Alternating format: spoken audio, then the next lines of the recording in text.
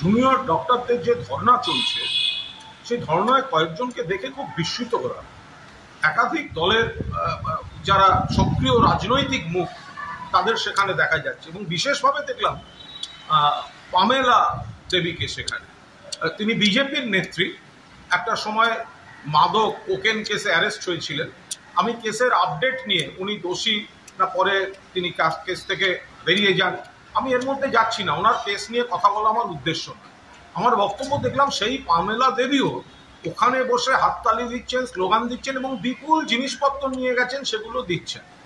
আমরা শুনেছিলাম এটা অরাজনৈতিক, কিন্তু তারপরে যা যা মুখ সেখানে দেখছি, যা যা ভাষণ, যা যা স্লোগান, তো সেগুলোর সঙ্গে এই জুনিয়র ডক্টর নেতৃত্বের কি যোগাযোগ, কি সম্পর্ক, সেখানে যে রসদ যাচ্ছে সেগুলো কি চেয়ে নেওয়া হচ্ছে না কিভাবে আসছে, এগুলো তো একটা প্রশ্ন চলে আসে।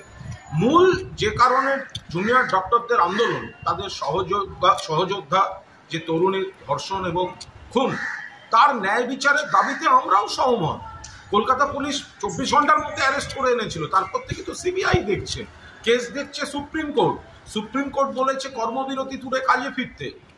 মুখ্যমন্ত্রী এবং রাজ্য সরকার আলোচনার দরজা খুলে বারবার চিঠি পাঠাচ্ছেন, কিন্তু কাদের বুদ্ধিতে, কাদের উস্কানিতে এই আলোচনাটা ইতিবাচকভাবে খোলা মনে জুনিয়র ডক্টররা সাড়া দিচ্ছেন না এবং তার ফলে গরিব মানুষ, লক্ষ লক্ষ মানুষ চিকিৎসায় হয়রানি হচ্ছে, মৃত্যু হচ্ছে।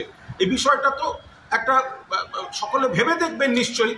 তা এই পামেলা দেবীরা যখন যাচ্ছেন, তাদের সঙ্গে এই জুনিয়র ডাক্তার নেতৃত্বের এই যোগাযোগের ঠিক বিষয়টা কি, কে কাকে ডাকছেন আর কে কি রসদ দিচ্ছেন, এগুলো দেখলেই বোঝা যায় যে কেন, কোন প্ররোচনায় রাজ্য সরকারের খোলা মনের আলোচনার আমন্ত্রণে এখনো সাড়া দেননি এই জুনিয়র ডক্টররা।